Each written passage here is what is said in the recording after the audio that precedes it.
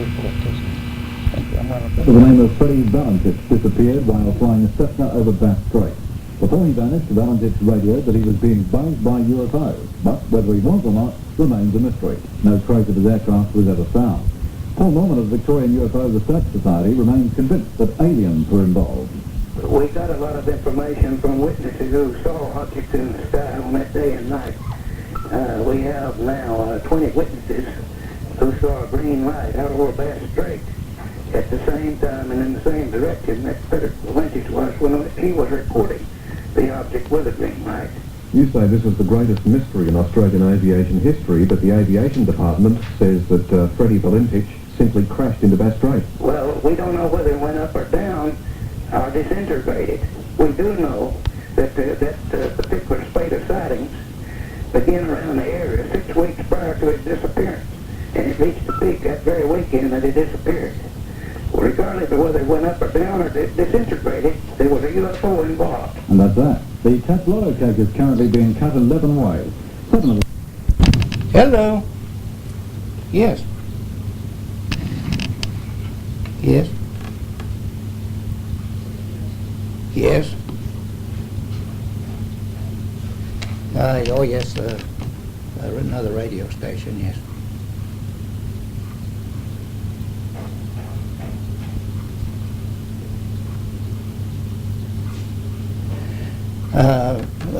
Mr. Guido is out at Cape Otway now, and if there's a telephone there at the lighthouse, you might get in touch with him, but I don't know whether they're operating now. But he always goes out there on the anniversary of his son's disappearance.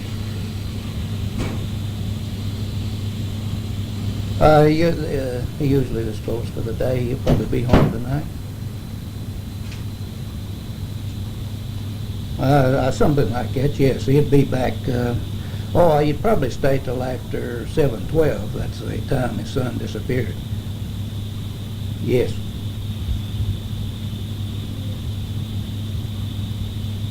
Yeah.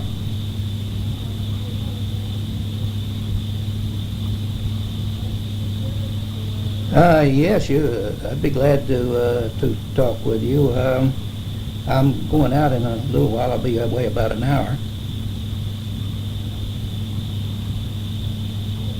Yeah, that'd be better for me.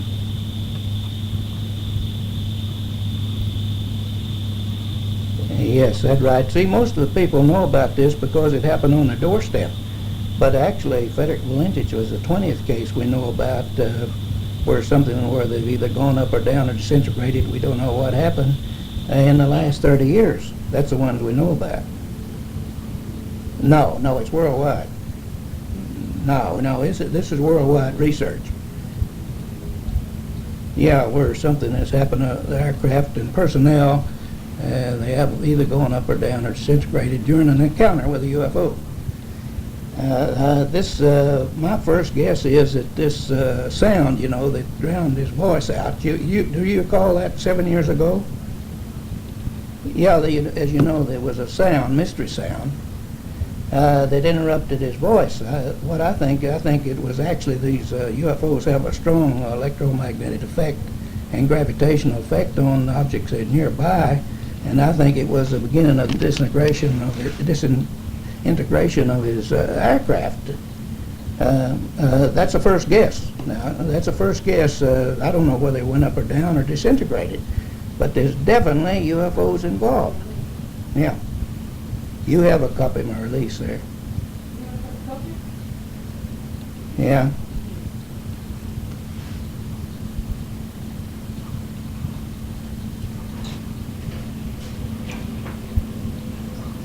Yeah.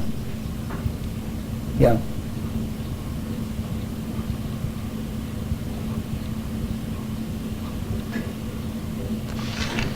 No, this is a case, and on other cases there have been more than a pilot involved, and it's been detected by radar at the same time it was going on, and some of it is witnessed from the ground.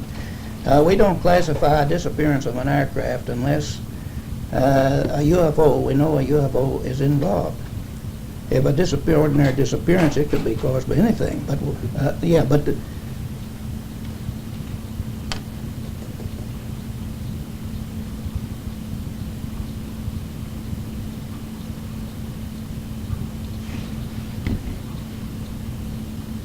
Yeah, well, I'll give you an example of a case that happened over Ohio.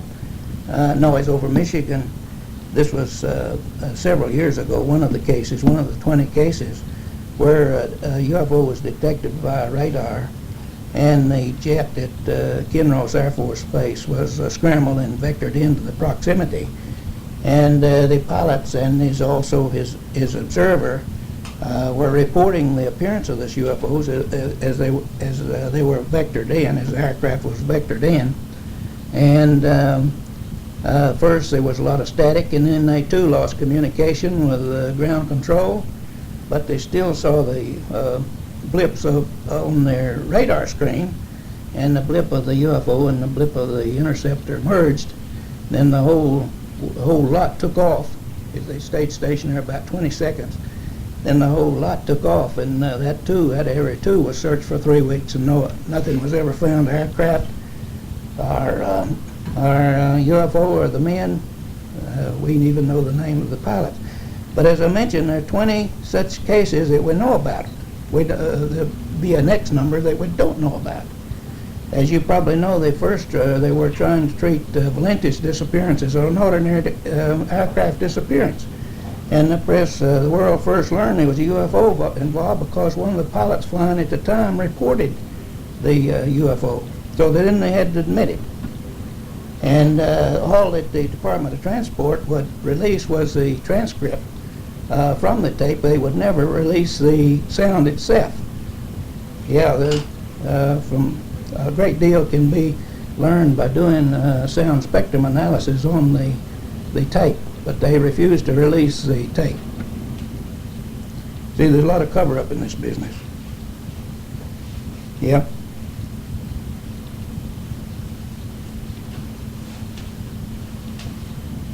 Do you mean you'll ring back here about an hour and a half from now? I'll try to be back to then. Okay. Right. 38W, they wanted to know. Oh, we started our talks on it. I see, they're both on. This is stopped. Hello. Yeah? Yeah, did you locate it? Yeah, they do have a phone out there. Yeah. Yeah. Mm-hmm.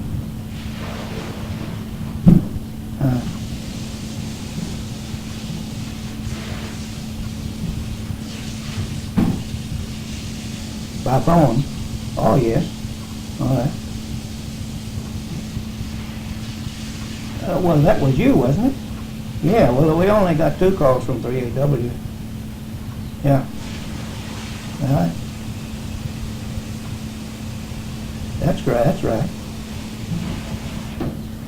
Well, will this be news or talkback? Straight interview for the news? No, okay. All right. 5 or 6 minutes. Around 5 o'clock. Okay. Thank you. Police have decided not to issue on the anniversary of the disappearance of Frederick Valentic, who vanished over Bass Strait flying in a Cessna. He disappeared soon after telling air traffic control he was being pursued by a UFO, an unidentified flying object. Each year since then, on the anniversary, his father, Mr. Guido Valentic, has gone to Cape Otway, and he's there now talking to us from the Cape Otway Lighthouse. Mr. Valentic, good afternoon. Good afternoon, Mike. Why do you make this annual pilgrimage to Cape Otway? Well, it's still a member of our family. Frederick has been always close, being a very close family. We can never forget about it. And this is coming down here. It seems to be like getting in touch with him every year due to the such mystery has been occurring with that incident. What do you believe happened? It's very confusing, you know. It could possibly be my own opinion. I wouldn't like to force any other people to believe so, but due to the circumstances that I view this incident, it is a very peculiar that to the fact that I knew my son as he was very anxious in his mind and very accurate to do everything to the rules, and he also became very experienced in that manner. So I don't believe that he crashed or got disorientated due to the fact that nothing had been found, no trace, no sleep oil, no debris in the water, and yet there's been a gift of God having such a nice day as it was in 1978, 31st October. So due to all these circumstances, I still believe that he definitely had an interference with another object. Yeah, he actually radioed back, said that there was an unidentified flying object first following him. He never mentioned unidentified flying object. His view was that he will never jeopardize his undergoing flying career or for a commercial pilot. And as you know, some people may lose point by meeting an object and all that, UFO. He never mentioned that. But he said he was being followed by something. Well, he definitely said that he's got he thought he had an aircraft. That's why he queried with the traffic controller. He wants to know what he had, because he definitely seen an object, a flying object.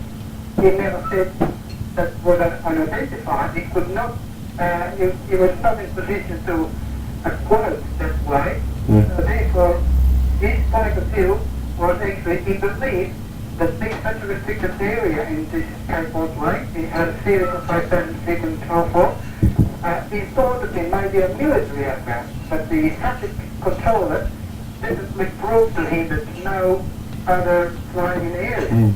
Mr. Valenti, thank you for coming on the program. We'll have to go. It certainly is still 7 years later a mystery, and I thank you for talking to us about it. Guido Valenti on the line from Cape Otway. It's 1 minute past 5. Here's Rob Broadfield, and Rob, the nurse's stroke is over. Well, they voted to return to work.